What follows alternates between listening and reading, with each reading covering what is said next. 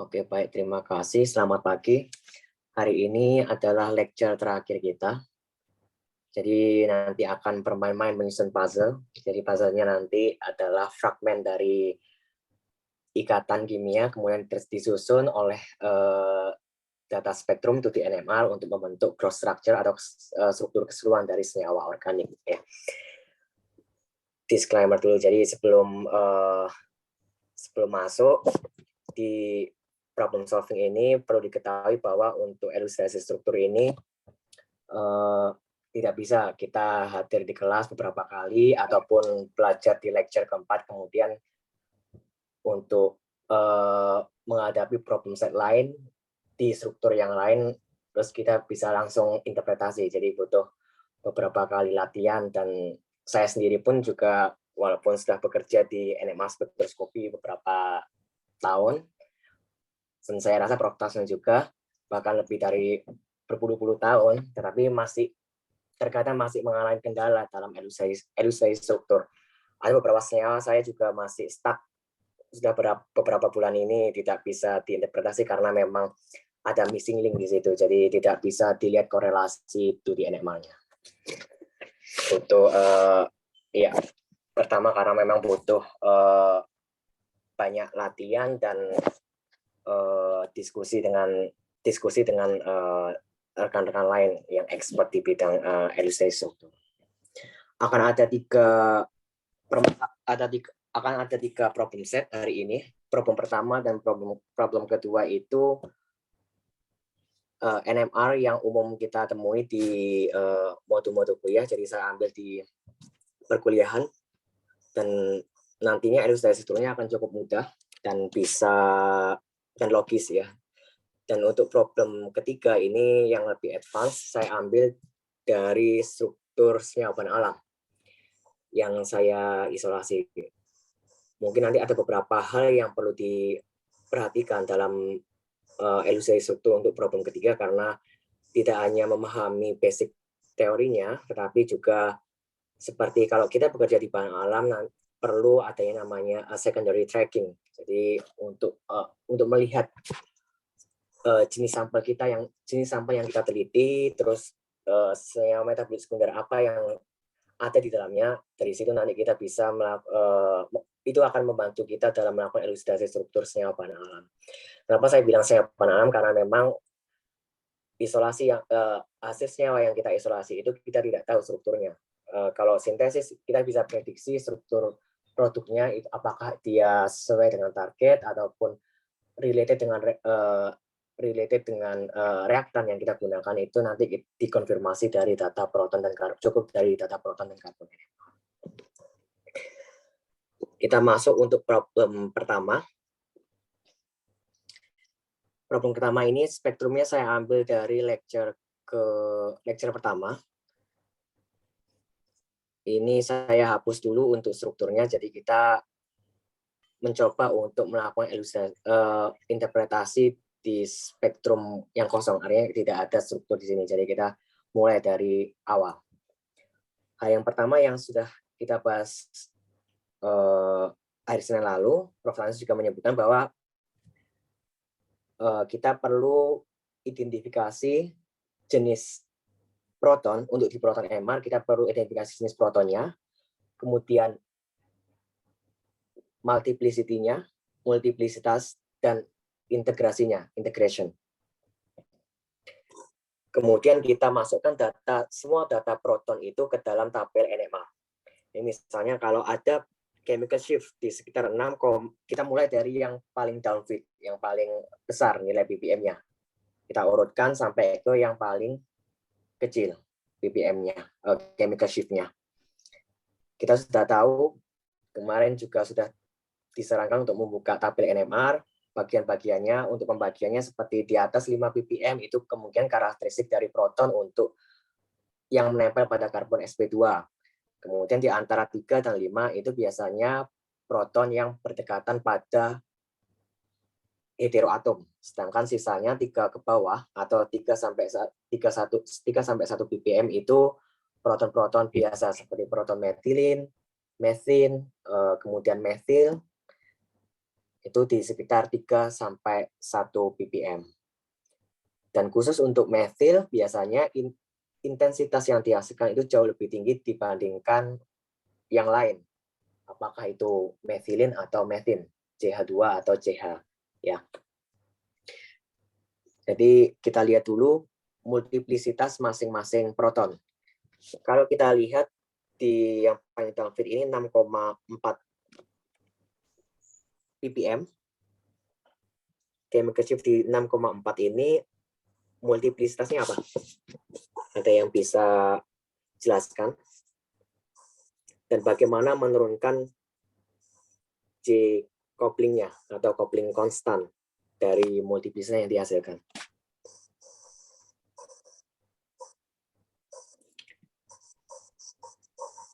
Halo, ada yang bisa menjelaskan bagaimana menurunkan coupling konstan dari multiplisitas yang ada di 6,4?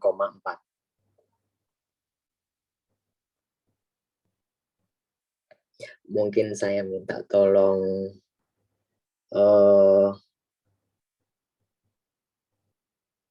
Bu Ika terlebih dahulu. Silakan. Di geseran kimia 6,4 ya Mas ya? Iya, betul. Ini multiplisitasnya apakah doublet? Bagaimana Kemudian, diperoleh nilai doublet of doublet itu dan J value-nya? J value adalah selisih dari ini coupling konstan dikalikan dalam bentuk frekuensi dikalikan ini 300 MHz. Ya, dikalikan frekuensi dari NMR-nya. Tapi ya, jadi yang untuk coupling konstan, penghitungan coupling konstan, kalau dia dalam bentuk ppm, itu perlu dikalikan dengan frekuensi dari NMR-nya. Tapi kalau di sini, karena ini datanya sudah diubah dari ppm menjadi hertz, maka tidak perlu lagi dikalikan. Oh ya, langsung selisihnya berarti 1900 kurangi 1940 kurangi 1900, kemudian ini ya betul, jadi selisihnya ya gimana ya, selisihnya 40, kemudian dia dipecah lagi, ini ada lagi ya Mas ya, dipecah di 19 berapa, 15 apa 20 itu. Ya, betul. Jadi sebenarnya untuk memulai penghitungan coupling konstan itu dimulai dari yang kecil, Ibu. Jadi kalau kita lihat ini splittingnya adalah doublet of doublet. Doublet pertama itu kita lihat di sini. Jadi ini jadi dimulai dari J value, yang penghitungan J value dimulai dari selisih sinyal yang paling terkecil. Kalau di sini kita lihat selisih yang paling terkecil adalah yang sebelah kiri itu 1940 dan 1930. Dan yang kedua adalah 19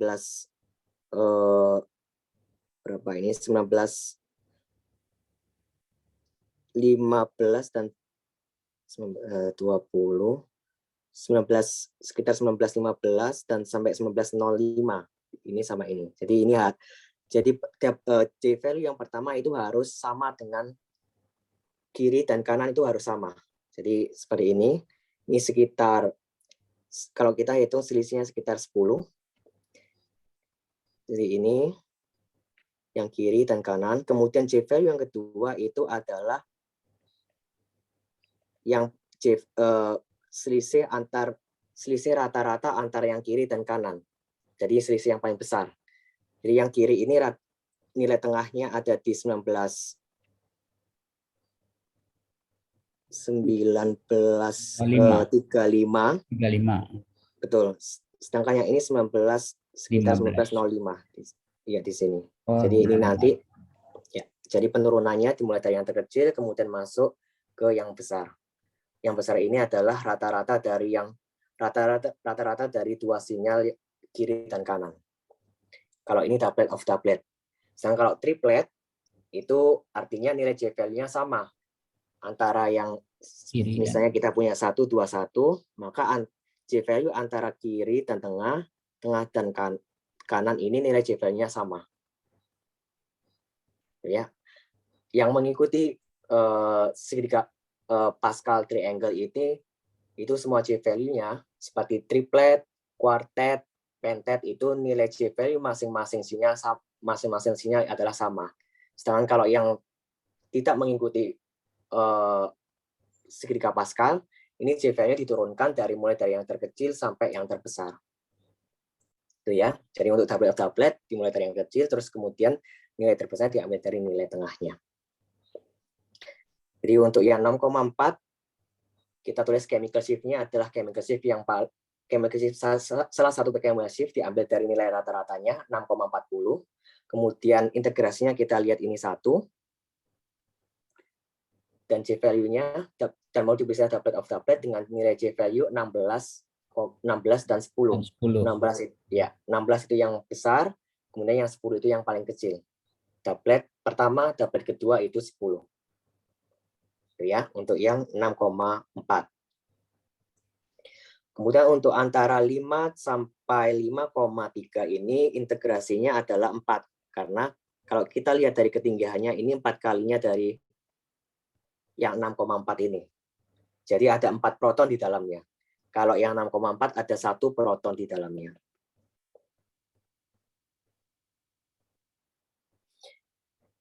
Kemudian bagaimana menentukan coupling konstan untuk yang di antara 5 sampai 5,5 ppm ini. Ada 4 proton. Pertama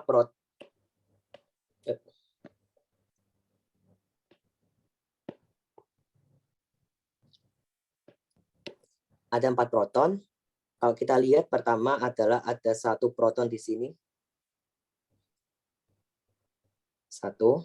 Sedangkan sisanya 3 ini overlapping. Jadi kita nanti bisa melihat secara jelas di SSQC. Dari SSQC nanti kita tahu, kita bisa mendiferensiate proton mana yang punya coupling di dalam 5 sampai yang overlapping ini. Sedangkan yang sebelah kiri ini sudah jelas 1 proton. Dengan nilai J value sekitar, karena ini splittingnya doublet of doublet, kalau kita lihat ini doublet pertama ini sangat kecil di sini. Jadi kalau kita turunkan doublet, kemudian yang kedua ini doublet, kemudian doublet kedua ini nilai tengahnya doublet. Jadi doublet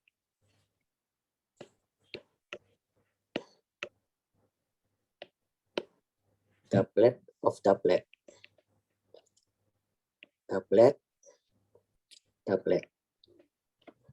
Dengan doublet pertama, itu nilai J value-nya sekitar 16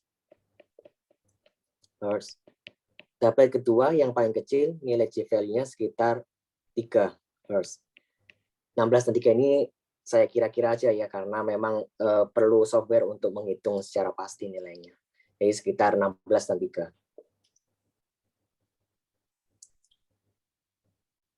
Ini untuk yang 5,25 dengan 1 proton, multiplicitas doublet of doublet, J value 16 dan 3. Sedangkan untuk yang 5,08 sampai 5,15 ini nanti cukup ditulis 3H, multiplicitas kita tentukan nantinya dari data SSQC. Oke. Kemudian kita masuk ke chemical shift 3,8. Nih, 3,8 ppm. Kalau kita lihat splitting pattern yang dihasilkan ini tidak sesuai dengan segitiga Pascal, aturan segitiga Pascal. Biasanya kalau di sini karena ada 1, 2, 3, 4, 5, 6, 7, ada 7 sinyal, harusnya mengikuti aturan heptad ya. Tapi untuk heptet perbandingannya ini bukan 1, 2, 3, 4 seperti yang ada di sinyal 3,8. Kalau kita lihat di 3,8 ini perbandingannya 1, 2, 3, 4, 3, 2, 1. Artinya ini adalah multiplisitas yang yang multiple. Kalau kita lihat perbandingan 1, 2, 3, 4, 3, 2, 1 totalnya sekitar 16. Kalau kita otak-atik, kalau ini triplet 16 bagi 3 tidak mungkin karena hasilnya adalah tidak genap. Jadi yang paling memungkinkan adalah multiplisitas doublet ya. Multiple doublet. Jadi 16 ini dibagi 2 ada 8. Kemudian bagi 2 lagi ada 4. Dibagi 2 lagi ada 2. Dibagi 2 lagi ada 1.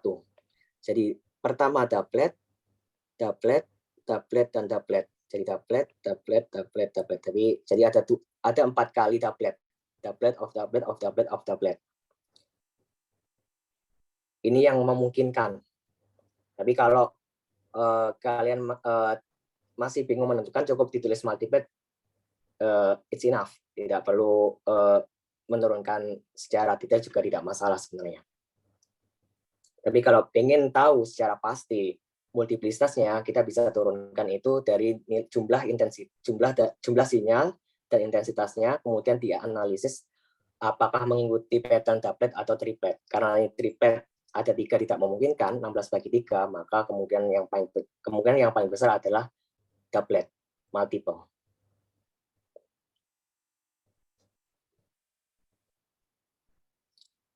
Jadi dimulai nanti penghitungan J-value-nya dimulai dari yang terkecil ini, kiri dan kanan, kemudian yang ada di tengah ini, itu yang doublet yang paling kecil. Kemudian untuk doublet yang paling besar lagi, itu masuk ke rata-rata dari yang kecil kiri dan kecil kanan, kemudian naik sampai untuk doublet yang paling besar di sini. Ini nanti ada software seperti Mesh Renova itu bisa untuk membantu kita analisis nilai J-value secara presisi di situ.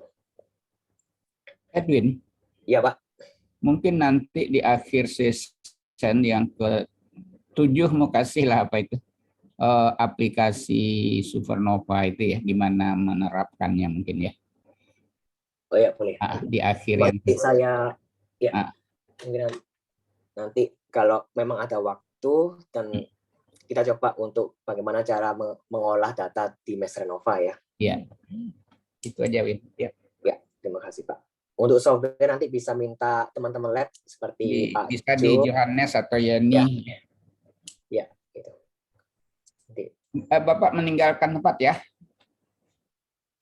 Iya, Pak. Ya, terima kasih. Silahkan dilanjut. Oke, ya. Ini untuk chemical shift di 3,8 ppm. Kemudian kita masuk lagi untuk 2,5 ya. 2,5 ini ada yang bisa menjelaskan multiplisitasnya dan bagaimana menurunkannya. Anderson? Ya, Anderson ya namanya. Ya. Ya, silakan. Untuk yang 2,5 ppm ini. 2,5 itu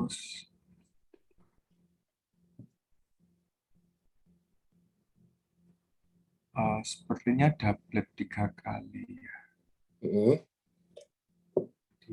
Jadi doublet of doublet of doublet ya. Doublet, iya. Cuman sepertinya di puncaknya itu ada puncak kecil, ada split kecil lagi. Ini ya. Iya. Betul. Ini doublet yang paling kecil yang pertama. Ini doublet yang paling kecil. Jadi nilai J value-nya adalah selisih sinyal yang. Jadi kalau kita turunkan, kan seperti ini.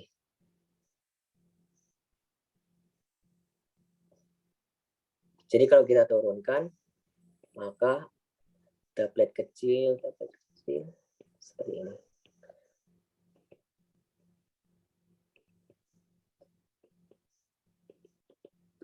Kemudian doublet kedua, kemudian doublet ketiga.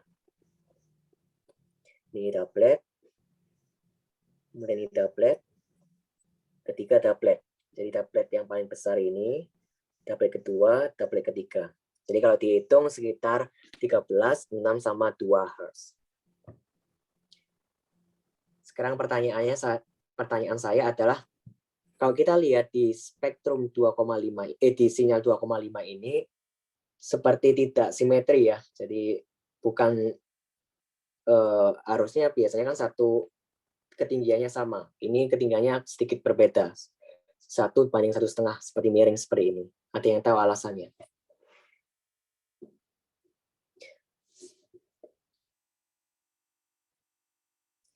Jadi kalau kita belajar sebelumnya di 1T NMR, di beberapa waktu yang lalu, itu ada yang namanya first order dan second order effect.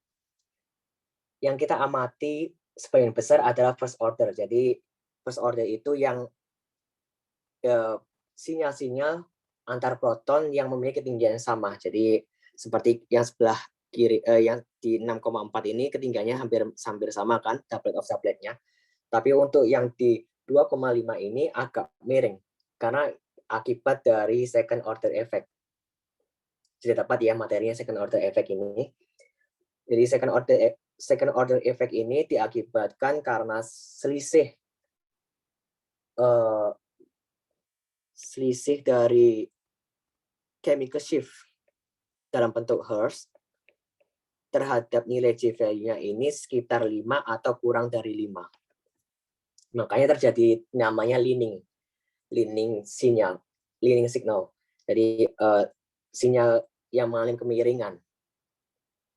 Jadi tidak setara tapi mengalami sedikit kemiringan.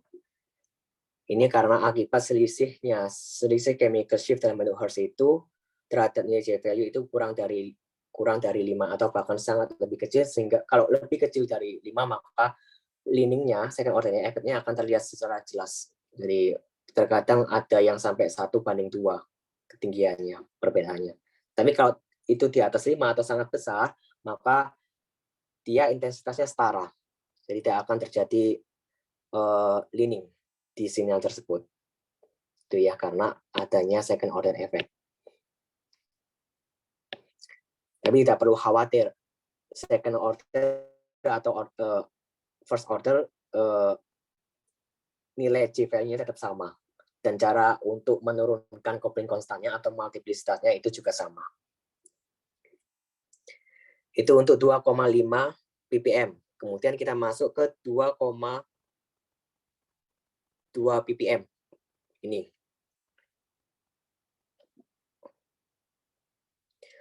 2,2 ppm. Di sini kelihatan sangat kecil juga. Ini splittingnya. Mungkin kurang dari 2. Ini ada doublet kedua. Kemudian doublet ketiga. Jadi multiplisnya doublet of doublet. Kemudian nilai J value-nya dihitung dari yang terselisih dari yang terkecil, kemudian medium sampai yang terbesar. Terus masuk ke 2 ppm 1,8. Untuk yang 1,8 ini karena cukup kompleks, bisa langsung ditulis sebagai multiplet, sama seperti yang 3,8 tadi. Kalau memang dirasa cukup sulit, cukup ditulis multiplet, tidak masalah. Tapi nantinya kalau kita sudah bekerja untuk di bahan alam dan untuk melakukan publikasi, kita perlu analisis secara detail itu di software ya, di Mesronova. Kalau memang bisa dianalisis di software tersebut untuk mengetahui secara spesifik nilai J value-nya. Itu untuk yang 1,8. Kemudian 1,4. 1,48 ini juga mengalami second order effect, jadi semacam leaning seperti ini. Sama seperti tadi, mengalami leaning. Biasanya kalau mengalami leaning ini ada kemiringan sinyal, itu proton-protonnya itu couple. Itu umumnya. Jadi seperti ini ada satu proton biasanya satu proton dan satu proton ini itu couple, jadi seperti dia stereotopik proton. Tapi untuk mengkonfirmasi secara pasti kita bisa lihat nantinya di data SSQC. Sama halnya seperti ini, dua proton ini biasanya kopling dalam satu posisi, satu karbon. Nah, kita lihat di data SSQC apakah benar hipotesis kita. Kalau yang untuk 1,48 dan 1,8 ini juga semacam doublet of doublet. Jadi kalau kita turunkan, ambil contoh yang 1,28 ini doublet, karena ini agak sedikit overlap ya, di sini 1. Jadi ada berapa ini? 1, 2, 3, ada 8. Berarti kemudian jadi 4, 2, 1. 4, 2, 1. Jadi doublet. Dengan nilai J value dimulai dari yang besar, medium sampai yang kecil. Jadi bisa dihitung sendiri. Itu 1,48 dan 1,28. Kemudian kita lihat yang sebelah kiri, yang sebelah kanan, yang paling kanan ini intensitas sangat tinggi. Kita bisa prediksi itu adalah CH3 dengan integrasi ini sekitar 6 kali, jadi 6 proton. Maka karena ini metil, berarti ini dimungkinkan ada 2 metil di dalam sinyal tersebut.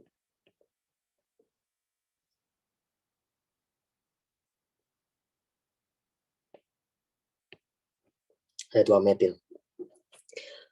Bagaimana multiplisitasnya?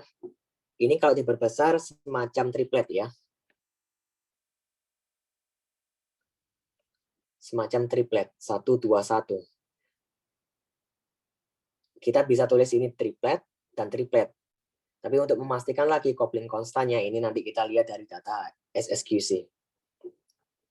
Apakah dia triplet atau doublet of doublet, itu tergantung dari SSQC nantinya. Tapi kalau secara logika, ini kalau kita lihat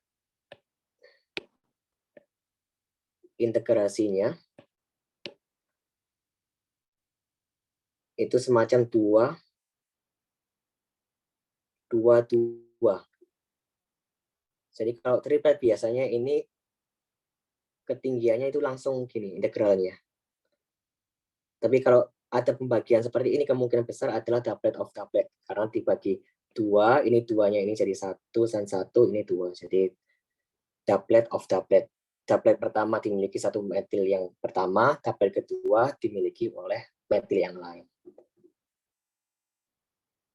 Tapi untuk awal kita bisa tulis triplet, itu ya tidak masalah karena memang kita masih melakukan analisis proton, belum sampai ke data karbon dan korelasi 2 dimensi. Ada pertanyaan untuk proton? Ya. Untuk multiplisitas ya Mas, saya mau nanya bagaimana kita menentukan kalau itu doublet of doublet atau mungkin itu quartet. Oke. Kalau quartet ya pertanyaan tadi ya. Ya, pokoknya kayak puncak 4, kayak yang tadi yang paling kiri sendiri itu kan puncaknya kan sepertinya kan 4 ya. Itu kenapa kok disebut doublet of doublet, kok tidak quartet? Itu tahunya dari mana untuk membedakannya? Oke. Mas, permisi sebentar. Ini kok ada remaining time-nya 2 menit lagi ya? Oh iya. Saya udah bikinin meeting baru, Bu, kalau gitu. Oh, sudah, Mbak? Sudah, saya share Oh, habis ini via WhatsApp ya. Oh, Jadi nanti kita leave dulu terus join. Iya, mohon maaf ya Pak, saya nggak punya Zoom berbayar. Saya ada kalau mau. Boleh Bu, kalau boleh ya. bisa Yang nggak ada limit waktunya ya. Iya. Iya. Terima kasih Bu Ika. Terima kasih Bu. Ya, oke. Sekarang pertanyaannya dari 2 splitting ini, mana yang doublet of doublet, mana yang quartet? Kalau mengacu dari segitiga Pascal ya. Kuartet yang kiri ya, Mas? Yang kiri ini. Iya. Apakah ini kuartet atau doublet of doublet? Kalau perlu diingat dari segitiga Pascal, udah pernah lihat nggak bentuk segitiga Pascal untuk yang multiplisitas ini? Belum ya? Belum rasanya, Mas. Saya Oh, berarti terlewat ya. Ini dipelajari di nanti di waktu sebelumnya di 1D NMR. Ya, nggak masalah.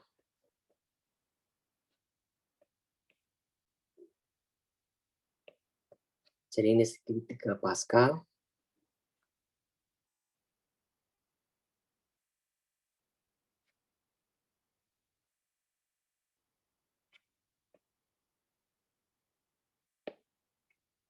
Jadi ini doublet, triplet, kuartet. Jadi kalau kita lihat perbandingannya, ini 1:1. Kalau untuk yang triplet ini 1, 2, ya kan? 1, kuartet 1, 3, 3.